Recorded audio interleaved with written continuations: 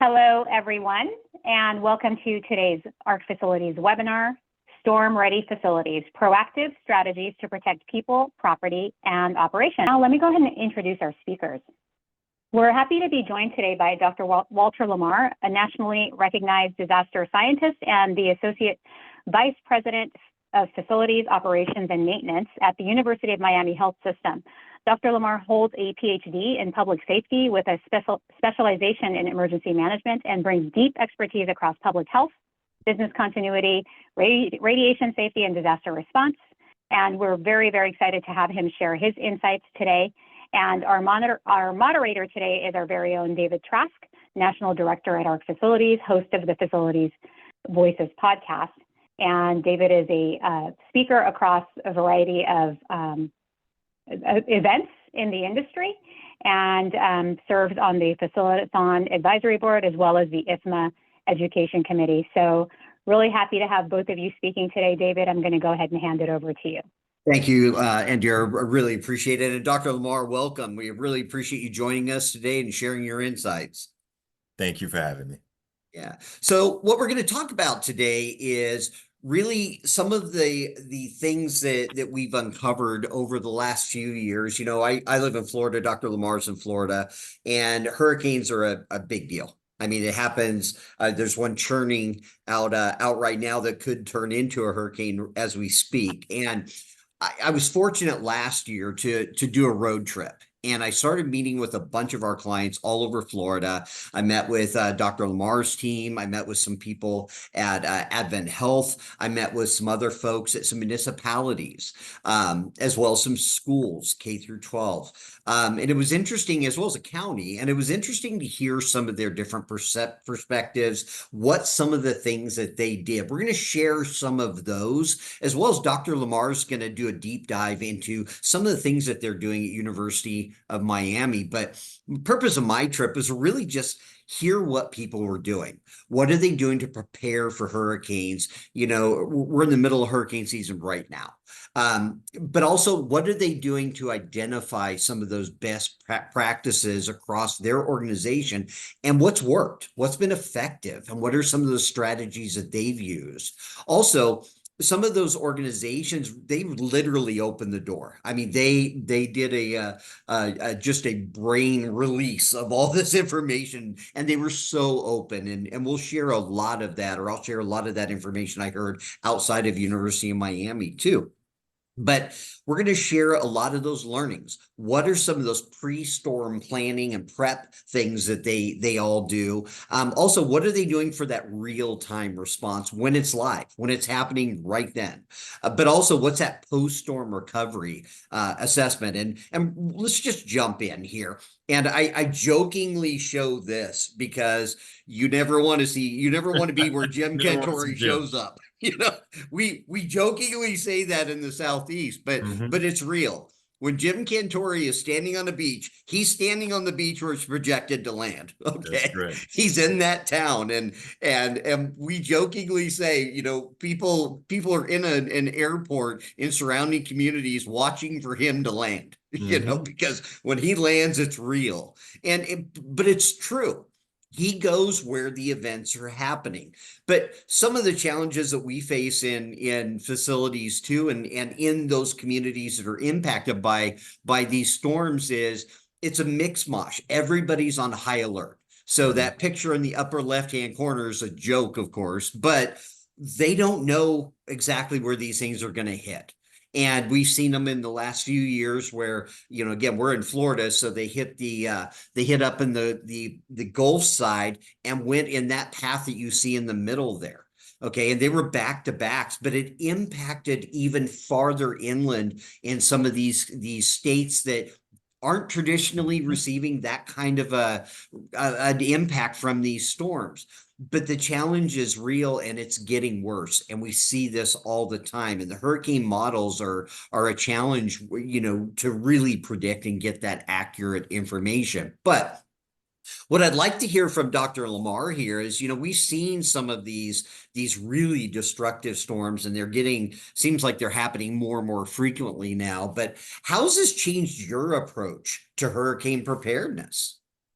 I think for the most part, David, and this is a great starting question, the change that we are starting to see is a lot of what we're doing now is not even focused on emergency management as much as it is business continuity. And the general gist of it is we've seen time and time again, especially for healthcare facilities, that the thought of an emergency, and my PhD is in emergency management. So think of it from the concept that emergency management as a whole, just the title of it is already like a paradox.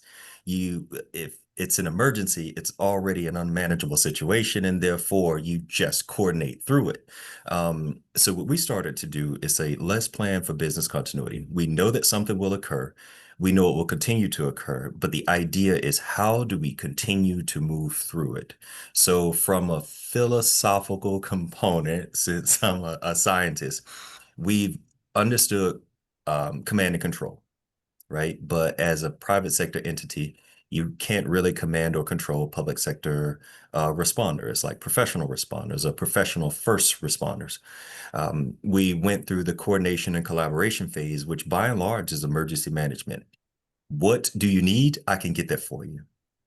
The thought now is adapt and sustain which is by and large business continuity. And that is our new approach. How do we adapt to changing conditions and how do we sustain life, health, safety throughout an entire incident? It's interesting you said that from the continuity perspective, and that's I think that's spot on. I heard that theme across these different people that I met with, and it was managing through the storm and then continuing on.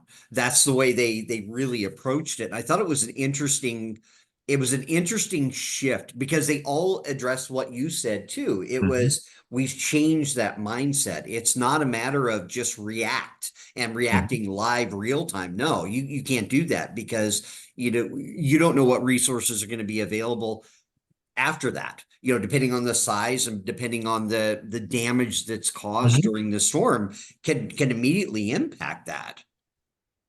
100%.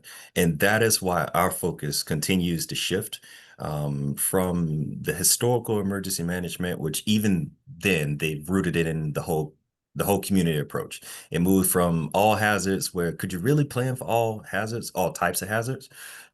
You possibly, theoretically, you could, but the true form of this has gone over to business continuity. That's wonderful, and I'm glad to hear you say that because I'm hearing that consistency across the board, which is great. The other thing I wanted to ask you about is you tell us about your process. A storm's headed your way. I mean, I'm sure you're keeping an eye on what's going on right now as well in the waters off the coast of Florida. And Mhm. what is your approach? You've got something headed your way, and what's your plan?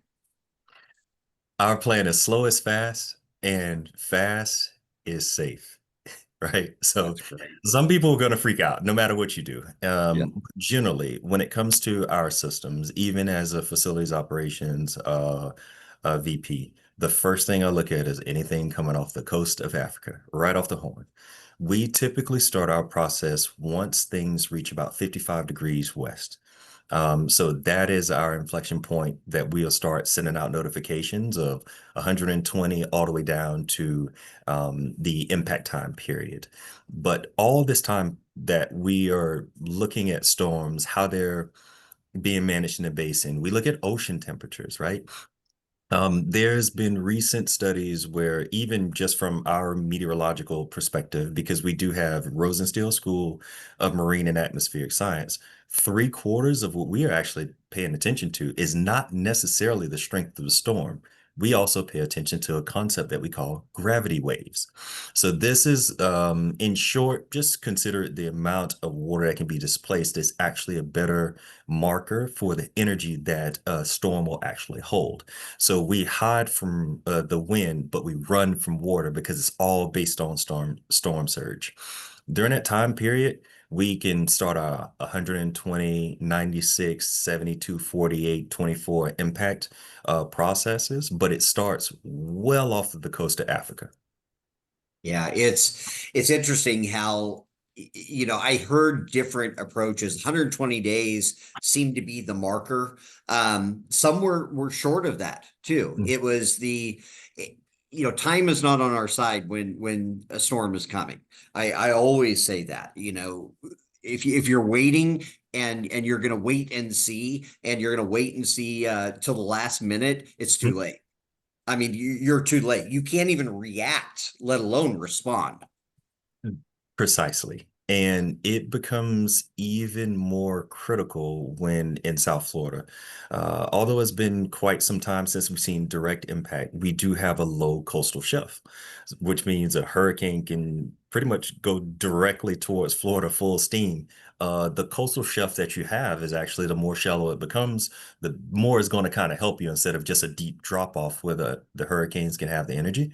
But we also take into consideration other programs that we do have. And here in South Florida, we do have one that's called a medical management facility, where we get patients, or clients, shall we say, those individuals that would have been in a high-rise community, those types of things.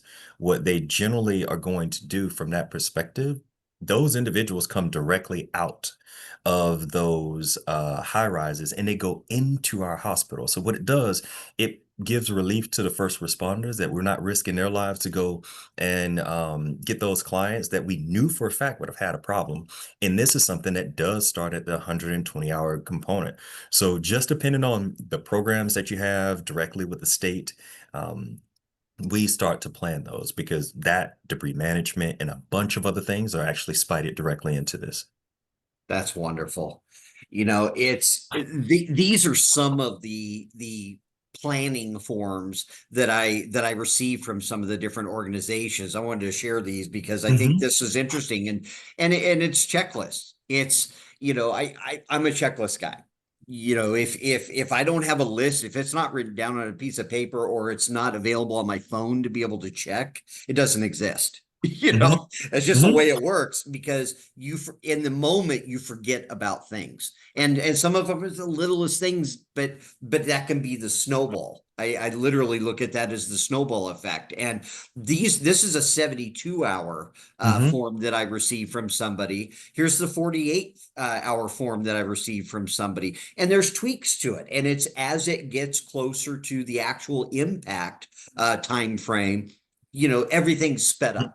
Everything Certainly. seems to be sped up. And then of course here's a 24-hour one. But I'm assuming that you also have similar checklists, similar things that are happening within your org too. And how are you updating that type of thing too, Dr. Lamar? So we update it based upon any new information or change that we may have experienced in our system. Like case in point, when we were at the 72-hour component. So if you could jump back for the group, Absolutely. there's this one component where we say activation of the EOC, and we do that. As a matter of fact, we typically will start at the 120 hours, or first cross of 55 West, right? Because that's our notification point, at the medical coordination center level, but also the emergency operations center. And it's even down to our checklist: remove all trash cans.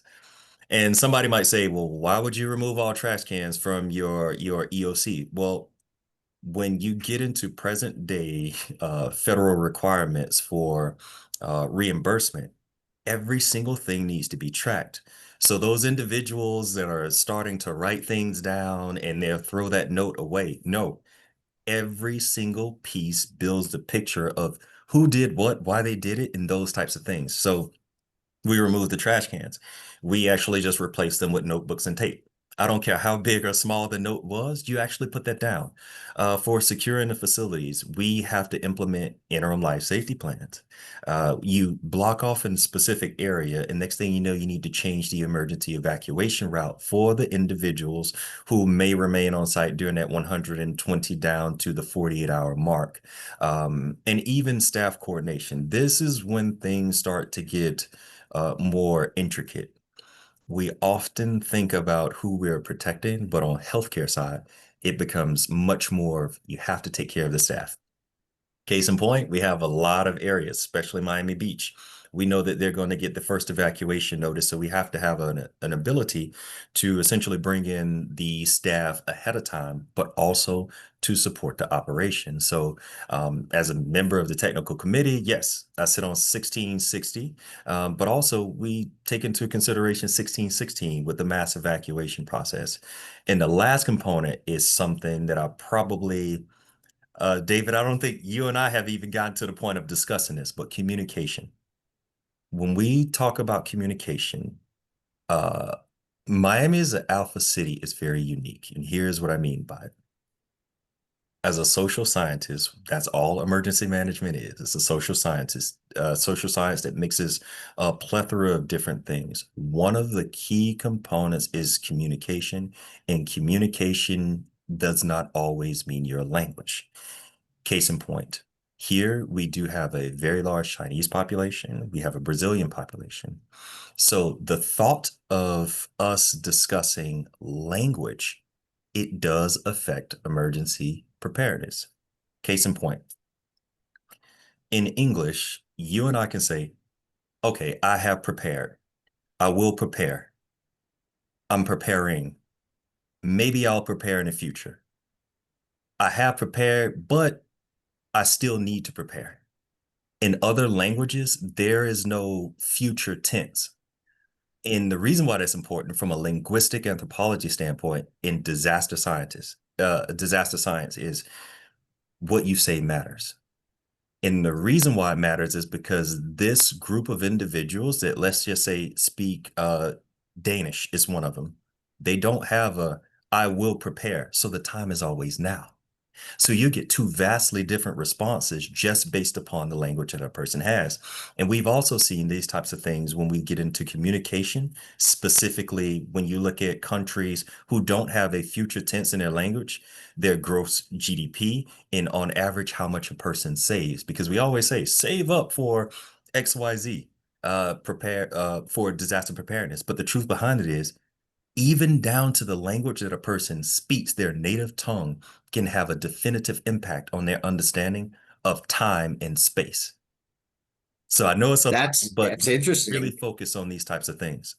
Well, and that's interesting because you're right. It's the language barrier can mean very different responses. Hmm. Yeah. Hmm.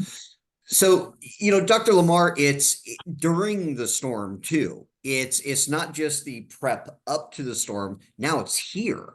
Yes. And, I hear often that, it's here. What do we do? Do we hunker down? Do we Hmm. go, do we call our family? What are we doing? In facilities, I'm a firm believer, where are they? And I come at it from that approach. It's whether it's patients, whether it's visitors, whether it's Hmm. staff, it's where are they?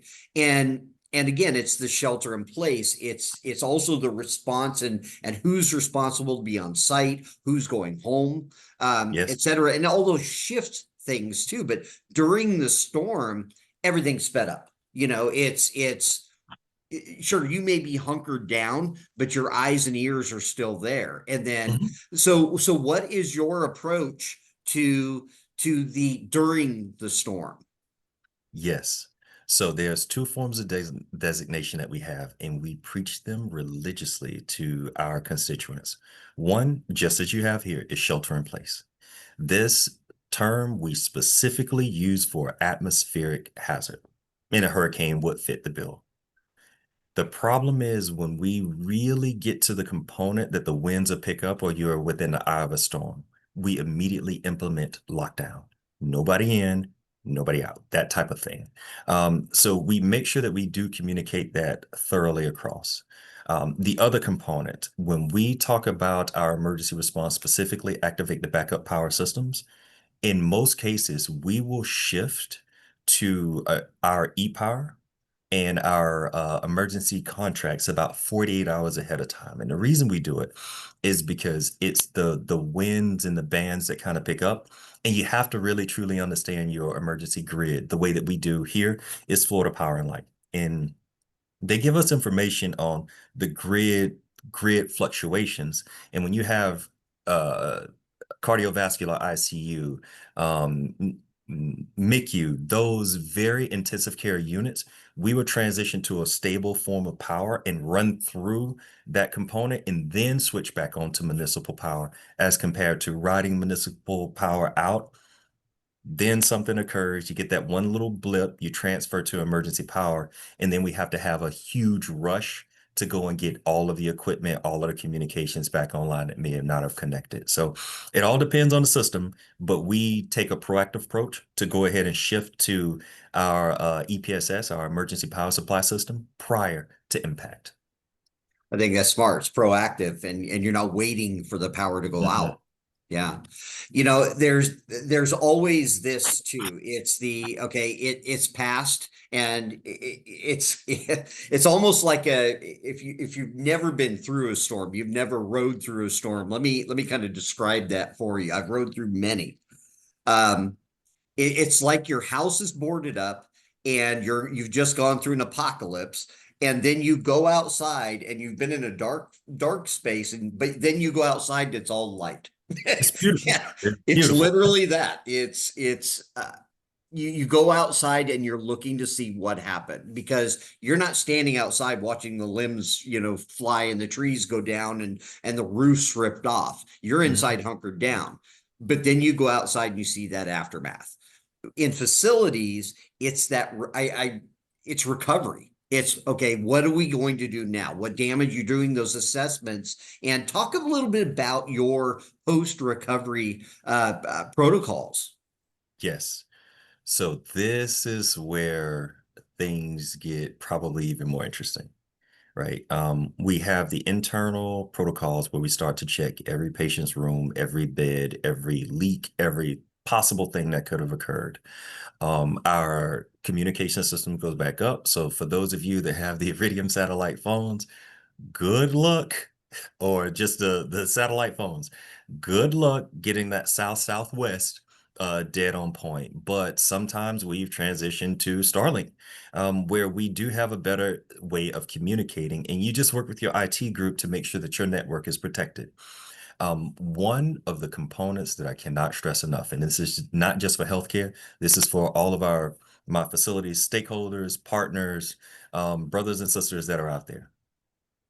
Anytime you have damage, whether you work in public or private sector, and it is scattered out throughout a plethora of different areas, please keep in mind that we are trying to get everything done. We're trying to clear roads. We're trying to remove debris. There's a human component that needs to be taken into consideration, especially if it went through a county, because our quick response is quickly replacing people's memories. And we want to make sure that you keep the humanity in the response. So it does take some individuals time to go out. They might need to mourn. They might need to look through things. So always keep that in mind when it comes to the damage assessments. One of the things that I do want to stress, if you do not have a certified debris hauler and you think that you're going to submit anything to the federal government or FEMA, you're going to need a certified debris hauler. It has to be weighed. You need to understand exactly which area it should have been located at, all the way down to the physical geocode, meaning the coordinates of where you had that debris pushed. Here at the University of Miami, what we'll do, we want to help the county clear the streets as quickly as we possibly can so that we can start administering services to the individuals who may have been impacted. So we do our first push of debris. We work with the county, we'll clear the streets, and the county helps us in turn by opening that component up. The restoration of services, you go down, the first thing that you want to do, pull out the checklist and start going down a list, because there will be something that you miss. The idea is not to continue to get humans to do every single thing by memory, but give them a job tool and an aid and something that they can immediately submit, because everything we do, we consider to be a record of retention. And this helps us to reach that threshold for the county. So for those of you that may not have ever filled out for FEMA reimbursement or Category A and Category B expensive, which is the prep and the debris pushing, it is a serious process where you need to meet your threshold. Sometimes here in Miami, just depending on the amount of damage, it could be up to $6 million. So when we say FEMA is only going to do 75%. That's correct. So how does the 25% get broken down? Well, 12 and a half goes to the state, 12 and a half goes to your locality, and out of your locality's 12.5%. This is when you get kind of like the 6.25 of private sector, public sector, just to meet the threshold. So just remember, document everything. It can be video documentation or physical documentation, and then you move from that component. You know, it's that post-storm evaluation process is a big one. Mhm. You know, and thank you for sharing your insights on that, because at the end of the day, it is a process. You know, you can see this just in this image here. Look at the debris in the background. I Mhm. mean, that I remember the last big storm that we had that came through Central Florida. I live in Central Florida, and we don't get the big storms. I mean, we Mhm. get some, but it's dissipated by the time it's got to us. To typically a tropical storm, we had a cat 2 come through here. Mhm. And, you know, by the time it got to us, it was a cat 2. And I'll never forget, I was in my home, and, you know, a tree it's right next to my house. The whole top of it broke off and landed on my roof. And, you know, but when I went outside, I'm thinking, oh, I've just got a limb on my roof or something like that. I looked down the street, and it looked like that you see in the background. And I'm thinking, you know, no one has a chainsaw, you know, to clear roads. Mhm. No one has, you know, they've got the little limb trimmers, you know, and I had a power saw, you know, and I'm Yep. out there trying to clear limbs and clear, you know, something, so at least you could get out of your driveway. And but I think where you're talking to that really resonates with me is that collaborative approach between different orgs. You were talking about working with the local municipalities, working with other state organizations as well. You know, that collaborative approach, how are you utilizing that with your post-storm evaluation process? We use a multitude of things. Sometimes the safest thing to send out is a drone. Mm. We do have our drones. We have pre-planned maps. Uh, Depending on the range, they're able to be taken over by another FAA operator on the opposite side. Uh, the one thing that I will say for any organization, please, please, please ask your risk management today what you are capable of doing. Case in point, we have individuals who are certified in arbory or certified arborists, but our organization does not permit the use of chainsaws. So we actually have to go through a third party to do that. But the case that I'm trying to make here is make sure you know before you go, because there are a ton of different things. Another thing that we run into, post-storm recovery. It's all about flooding for us. I mean, a 5-minute rain, just depending on how it occurs in South Florida, is enough to produce feet of water. So we deal with a lot of flooding just because of rising sea levels and a multitude of other things. But even those sandbags, and we talk about them, that's silica.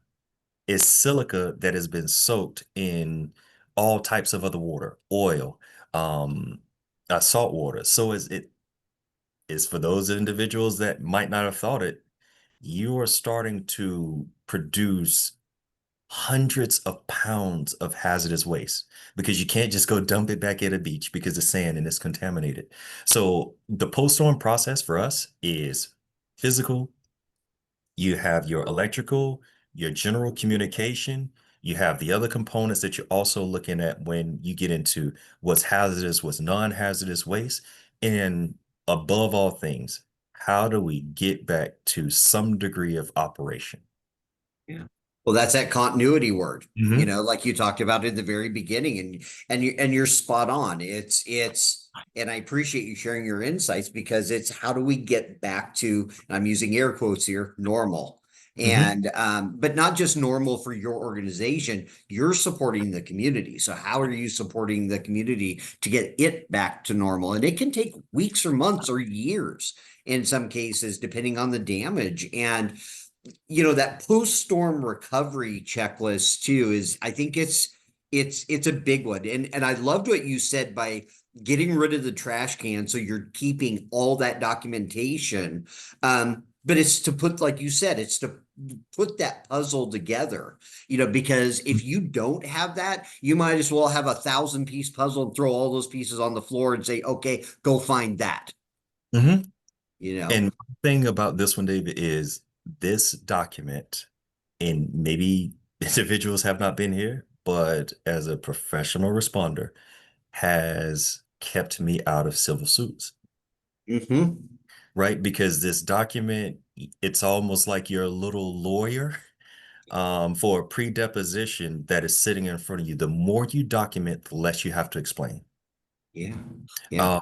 And as far as when it comes to the community, generally the community comes to us. And when we talk about staff support, we also determine that we need clear, correct, and concise communication. And this is down to the fact of even how we store our staff, how we talk to our patients, how we talk to our clients that are here. We typically will not use the word shelter. We use temporary staging and evacuation so that it is explicitly clear this is a temporary component. You're being staged to get out, as compared to a shelter, because shelters mean different things to different people. We typically go by the saying, David, that for shelters and emergency evacuations, most people think they function like a cruise ship. It's really just a lifeboat. You're not going to get activities and three hots in a cot. Is much more of you get a safe place to be and ride through this storm. It is not going to be glamorous. It's not going to be a lot of space, but we will preserve your life. And as clear and upfront as you can be with people, even in the pre and post recovery process, the better you're going to be. Because the last thing that I'll say on that one is, typically when individuals get upset or there's a problem, someone had an expectation and that expectation was not met. So the ability to provide clear expectations up front is going to reduce all the work that you have on the back end. And that finance and administration, that administration section is really your human resources section. It will have less work to do.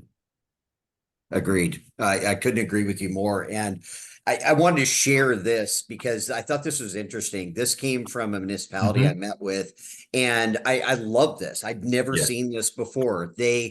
When they go out and do their post-storm inspection, so they go to every single one of their county buildings. And this is, again, I just thought this was phenomenal. When they do that site visit and they're driving around all the different, hundreds of buildings all over the county, they're sticking these on the door.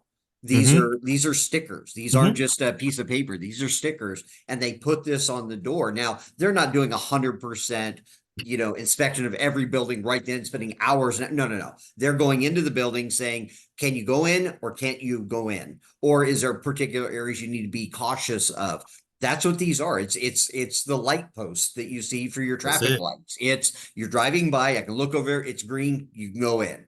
It's Mhm. red, don't go in. Yellow, there's some damage. We're not sure how bad, but be cautious. But I love this because then when they go in, they're setting the expectation that they can prioritize which buildings they need to go into next. So when they do Mhm. that initial survey, that initial walkthrough, they can prioritize within their organization easier, at a snapshot, at a glance. And Mhm. I just love this. I'd never seen this before, but I just thought this was wonderful. And they're in the same boat. It's that communication. How do we communicate with our people? Well, this was a tool. And again, Mhm. it's just a tool. Um, the other challenge that I've heard was, again, the facilities damage inspections, these assessments that they're doing. They go to the site. This is the next phase, the detail. What are you going to do? Documenting what happened. And again, to your point, Dr. Lamar, it was the how do I document all of that stuff? How are we accurately documenting that? And I'm assuming University of Miami is doing something similar. Yes. So a lot of what we have is video, right? Because it's just going to be preserved a whole lot better. But we're really big on science here. So even when it comes to the stoplight, right? It's Mhm. what we call transferable knowledge. without knowing a single word on that paper. If somebody saw red, yellow, and green, you kind of have an understanding of what you might be going into without having to physically fully explain it. Because what we always state, we make practices, job aids, and tools to the extent that any person can follow it until they actually have to deviate from it. And there usually has to be a very good reason to perform the deviation. For the facilities damage assessments, the one thing that I will tell the group, just remember, no matter who you send out, there's going to be a degree of competency that becomes an issue. Case in point, let's take us, David. Yeah. We look at a meteorologist. We James Shanto is a researcher, and what he theorized was there's a theory of reason, action, and planned behavior. And all it means, how does a person reason, and what behavior can you expect? But this translated into what we called expert competency. So when you look at a meteorologist, there's a certain degree of competency that is technical based competency, it's a field based competency, where it might be permissible within their field to be 50% correct. Maybe it'll rain today, maybe it won't, right? But that same degree of competency won't translate over to a surgeon. It's kind of like, well, maybe I'll make it, maybe you'll make it through the surgery, maybe you won't. So we always look at how are we training individuals, and did we train them within the competency area that suits the task that they're going out to do? When it comes to preliminary damage assessments, you're always going to collect the way that it immediately looked, and if you can verify it with video, preserve it. Why? Because at some point in time, you're going to have an expert go back, meaning you can look at something visually, but nobody knows what the ground up under it looks like, right? So we do ground penetrating radar, we do GPR, but it is post storm, so it's always preliminary, the prelim. Make sure that you have a competent person that's trained to do exactly what's on this list. And then you go back and you follow up with an expert that has a field specific domain. Couldn't agree with you more, because it's, again, the guy that walks into the building or the gal that walks into the building to do that initial evaluation, they're looking for the big stuff. They're Mhm, not looking, they're not seeing necessarily the stuff up in the attic or up in mhm. the the crawl spaces, that the hidden stuff. That's the expert that comes in and knocks that out. This was a photo, or a few photos, I should say, that I took at one of the municipalities. And again, this is just the staging area post storm. This is what they're using for debris removal. They house Mhm. this stuff. And again, it's where is it? What is it? But to your point of video and photos, they document where all of this stuff is. And they know what it is. They've got check-in, check-out processes and all of Mhm. that. But again, they work with vendors too. And in Florida, in particular, I can only speak to this, is I remember some of the really, really bad storms that happened over the past. And in Florida, you always thought it was wonderful when you saw those big orange tree removal and debris removal trucks, and literally hundreds of them coming into the state from out of state, that were coming in to remove debris. And the only way I can explain it for a non-Floridian or a non-Gulf area, or even up the coast of the U.S., is to see the massive amounts of debris that is accumulated in such a short amount of time. Those piles that you see alongside the road, they're taller than a home in most Mhm. cases. And those organizations that come in and clear that are superheroes in my eyes. Very much so. They're coming in and removing all of that debris. But then there's this, and to your earlier point, Dr. Mhm. Lamar, I always say water finds a way. Will. If it can Mhm. get in your building, and sometimes it's coming through a window sideways, Mhm. but water finds a way. And where are all of those things? Meaning the pumps. I have a pool at my home, but I've got a backup sump pump. that That's it. I can drop in my Hmm. pool at any time with a hose and suck that extra water out, because it you would be shocked at how much water is dumped in a short amount of time. And we're seeing this around the country today. And these aren't Hmm. even hurricanes. These are just storms. How quickly that can escalate. Well, now it's in your building. Yep. Okay.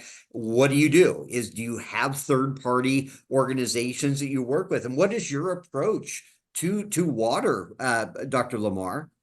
So we have a couple. And the first one that I will address in South Florida, trees. We have a little funny saying is that there are two things that you can do wrong in South Florida. Hit a person with a vehicle or cut a tree, because they can be federal crimes. So for those of you that generally do your pre-tree trimming, please make sure you understand what is a native species and which trees are protected, because there are even limits to how you can manage those trees, down to the amount of foliage that you can cut off, how much of a branch you can remove, where you can take it, how you dispose of it. And please keep in mind, it might be an emergency, a federally declared disaster. You get some permissibility, but you still need to have the permit to modify certain features.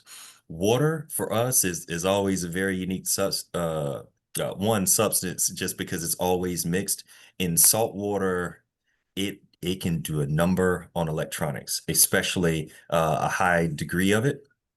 Case in point, we always want to make sure that we're not pumping water out of another one area just to flood the other.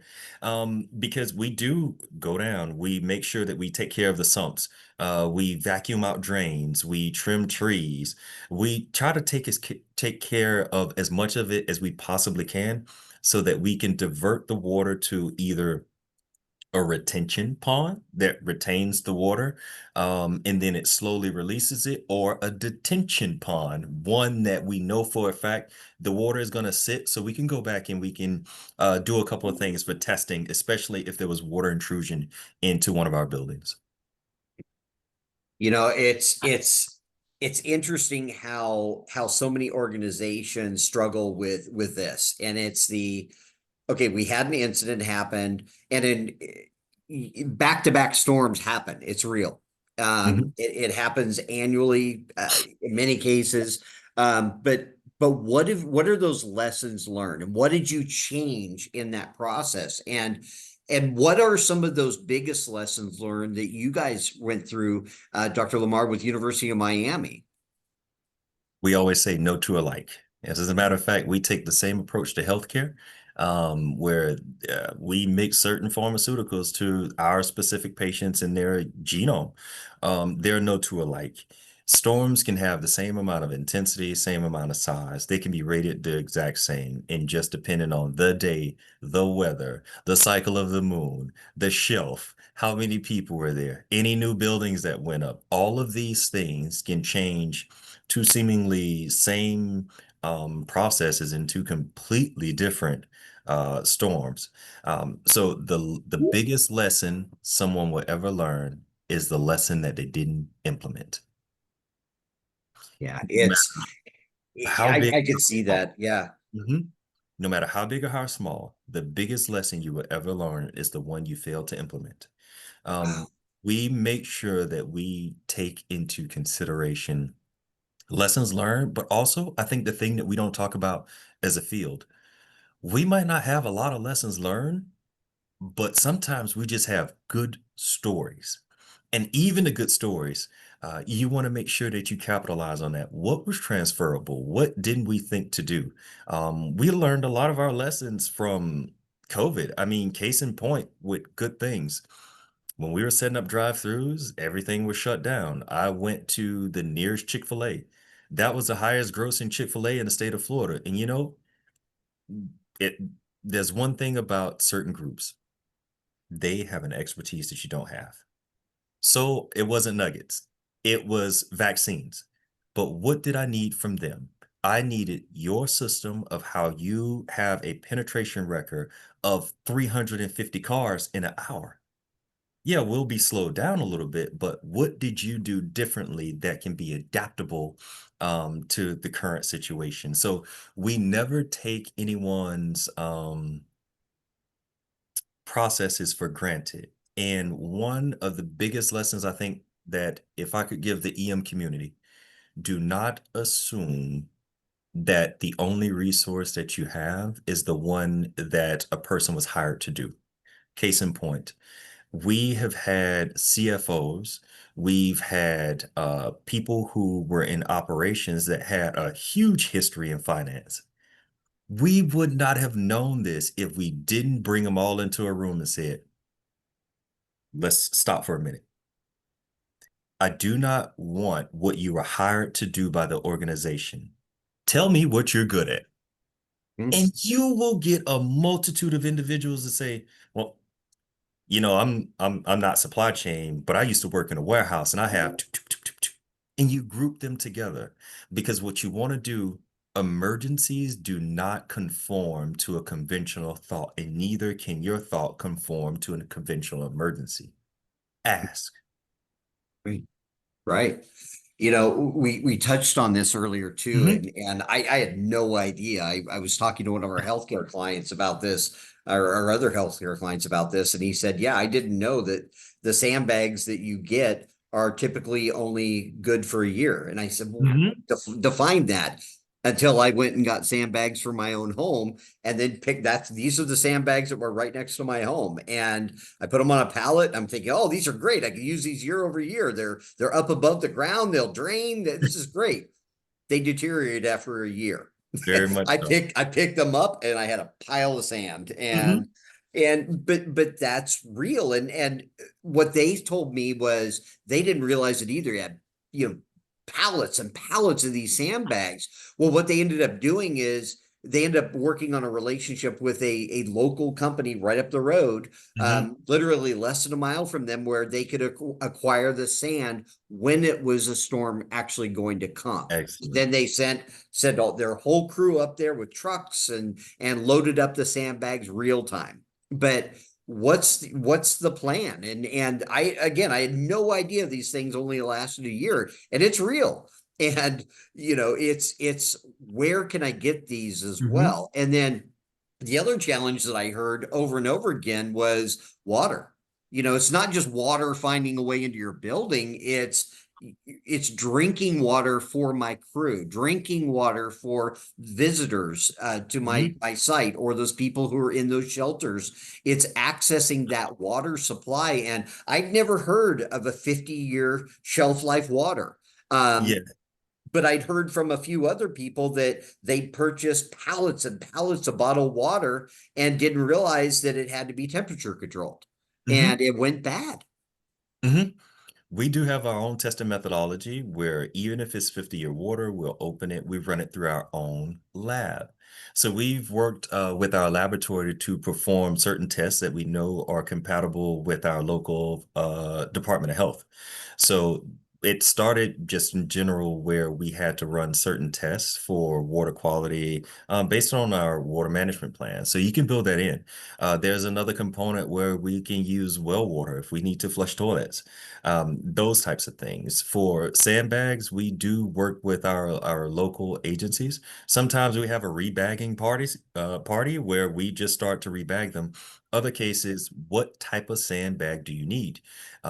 There are some that inflate when they're soaked in water, so we have the ability to kind of like stack them up and then put them into the place that we can have, because the one thing that I can say is probably the most expensive thing that I've ever dealt with is getting rid of dirty dirt.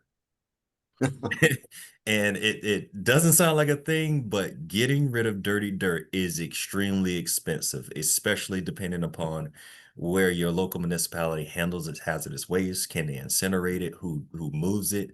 All of these things are critical components of it. Agreed. I think, you know, this goes right along Mhm. with what you just said, the water barriers. Yes. I saw videos of a few healthcare organizations that put up the walls. And I'll never forget, I saw the first video, and it's a guy, he's standing on the other side of the wall, he's dry, and there's got to be 3 feet, almost 4 feet of water on the other side of that barrier, and he's still dry. But the Hmm. inflatable ones, like you're talking about, the far right one, that's at my house. Hmm. Water activates those, they swell up. Hmm. And then you've also got, of course, sandbags, and then the inflatable ones too in the middle there with the guy standing on it there. That's a huge one. And I've actually met with this vendor a couple of times at some different conferences. Those things are fantastic. Hmm. I mean, to have those at your disposal, and you can layer them, and have them surround your building because they come in different lengths, different heights. Hmm. Because again, it's filled with water, but it blocks the water. I mean, it's using water against itself, so to speak. But Hmm. I think it's great. And having these at your disposal and having these types of things in advance of the storm is a big deal. And some of those hurricane conversations that I had in those preparedness are the spotters. And I'm going to go through a few of these slides fairly Hmm. quickly, but again, having hurricane spotter certifications, having a few people on their team that have this type of certification was a big one too. And that was unique that I hadn't heard. But also that coordination with vendors. And Yes, very much I'll so. ask you to share a little bit about this, Dr. Lamar, because to hear what you're doing with some of your vendors for that response, I thought was great. Yes. So one of the things that I'm adamant about is when we say whole community approach, if you have a tribal government, partner with them. Sometimes their equipment is better than a municipality. But case in point, we were struggling here in South Florida to get gas for our own employees so that they could go back and forth. It was always a challenge, and individuals were using more gas to find gas than they would coming in. So what did we do? We went and partnered with our local Shell gas station. We met the owner. The owner, we said, hey, we will put a generator here if we can have priority access specifically for our employees. Anything that you can do to kind of take that component off, by all means, because we think about state fuel contracts. Okay, everything is probably going to come from our port is going to be pushed through, but what can you do that's mutually beneficial for locals? We still have to pay for the gas. They get to open their store, and you increase those partnerships as you go on. So think unconventional things, but if you do it on a daily basis and there's a human there, talk to them and see how you can become a better partner. I thought that was great, and you shared that with me before, and that's just such an invaluable. People don't think like that. It's that little thing. It helps not only your team, but it helps your staff across the board within your Mhm. organization.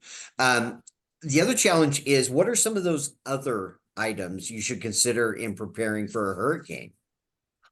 The other items is it really boils down to how we always say here.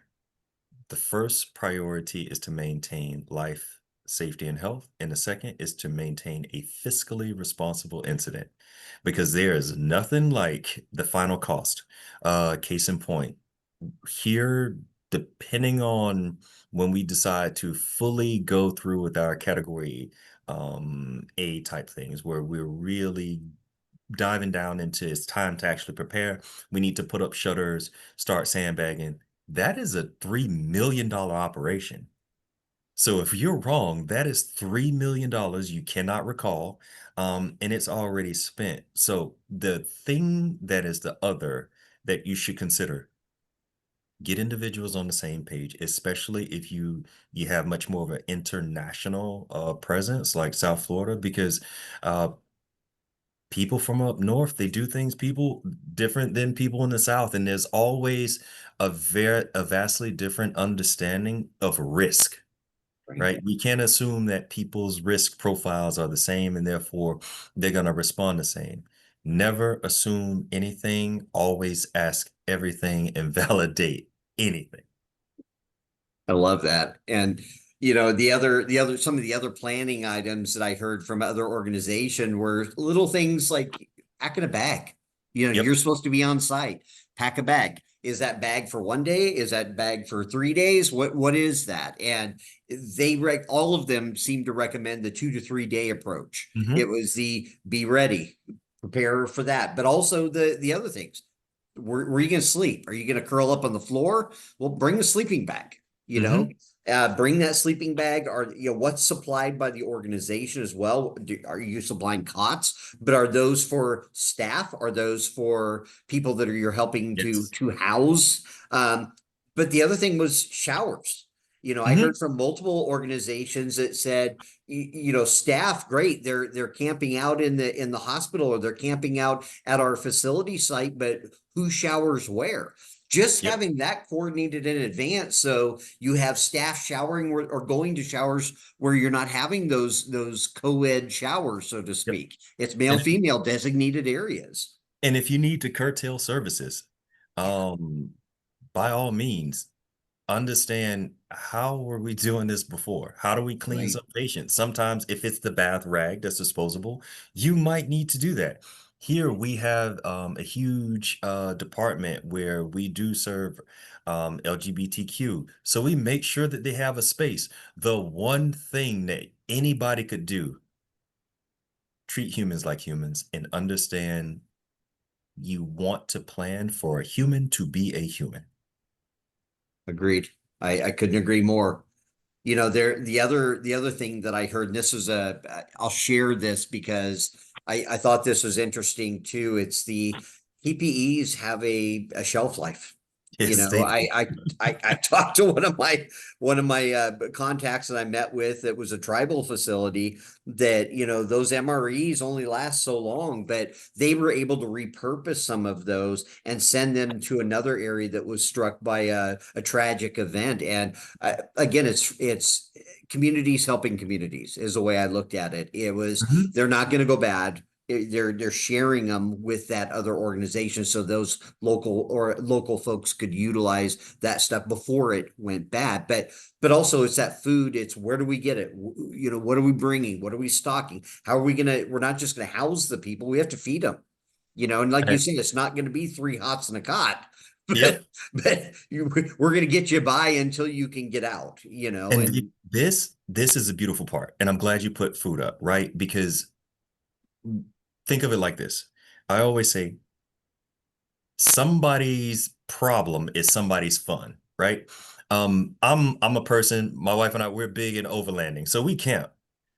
This could be considered to be a complete disaster to somebody else, but we know MREs. So if you go to your local recreation store, chances are they already have some off-grid version of something that somebody created. Just the same way that for those of you that are out there, look into your local community clubs. What do I mean? Individuals who have boats. Okay, there's a boating club. You're probably going to need it. Texas, I remember when we were working a disaster out there with high water. Okay, well, they had these massive trucks. Sometimes these trucks were pulling the public service vehicles out. So look into clubs and communities that establish things around the very things that kind of infringe upon your area. So we have a lot of water activities.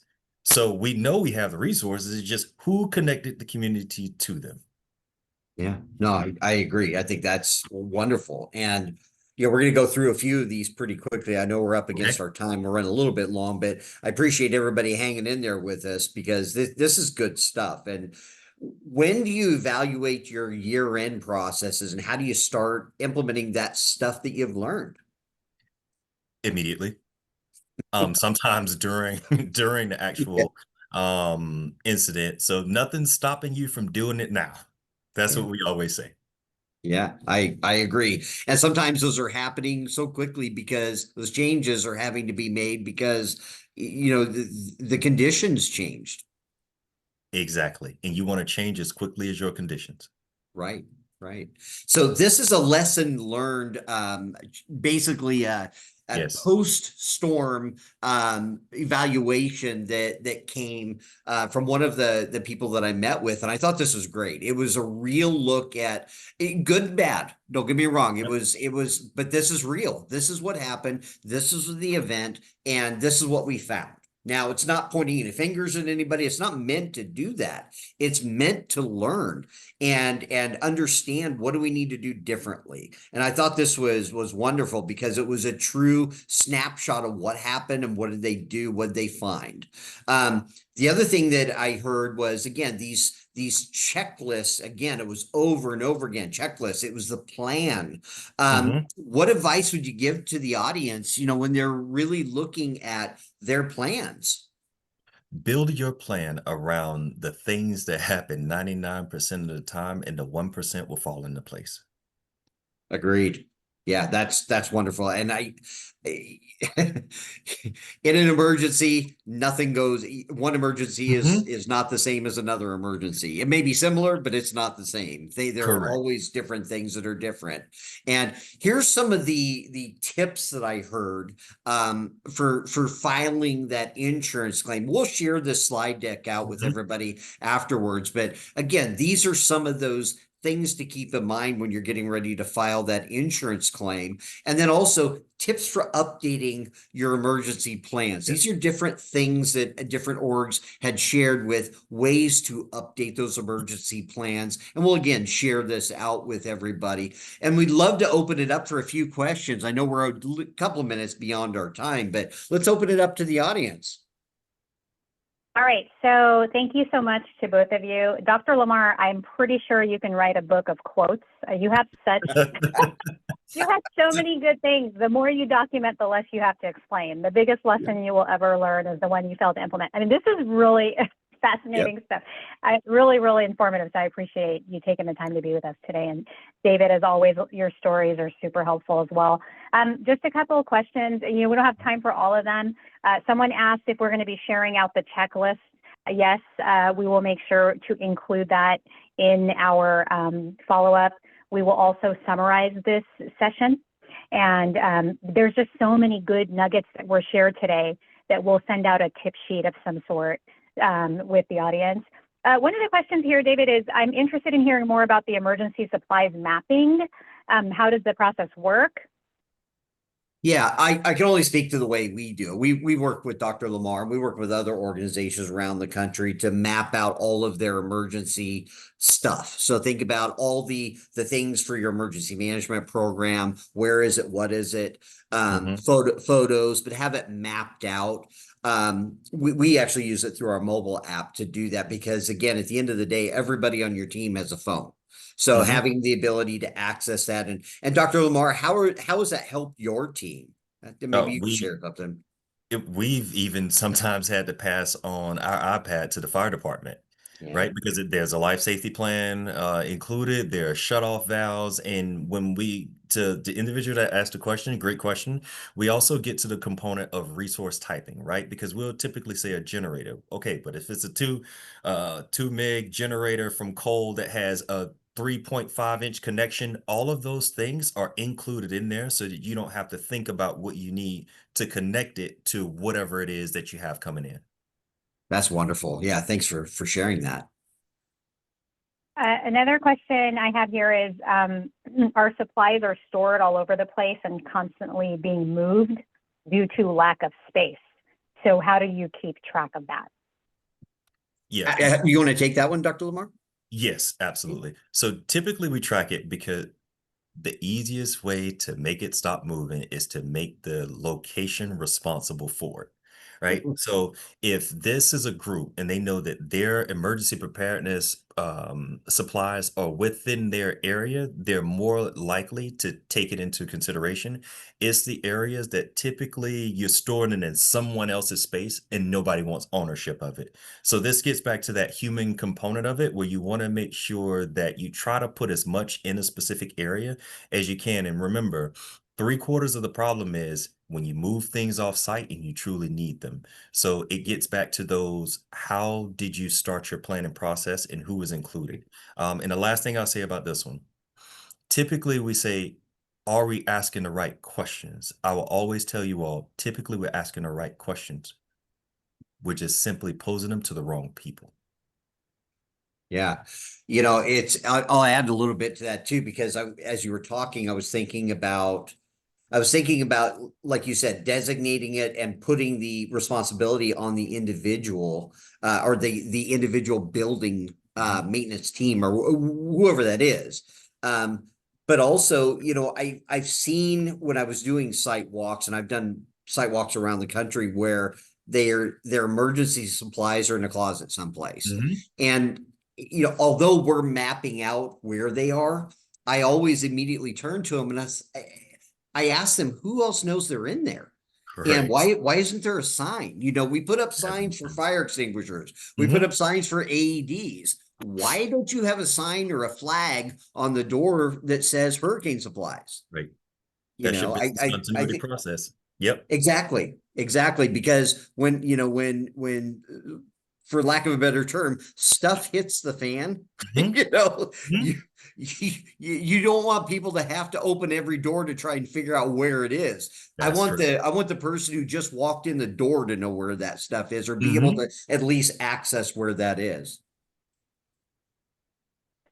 Well, thank you both so much. We did run over today, but it was a really, really just informative discussion. Lots of really just informative things that, I think that's going to be helpful for a lot of people. That you talked about, Dr. Lamar, Mhm. that, whether it was about FEMA or some of the other things, or even when you talked about looking into the local communities and clubs. I mean, that's really helpful information that I think everybody will appreciate. So thank you so much for sharing all the information. David, thanks for running the session today. And again, we will send an email out tomorrow with the recording link and other resources, as I mentioned before.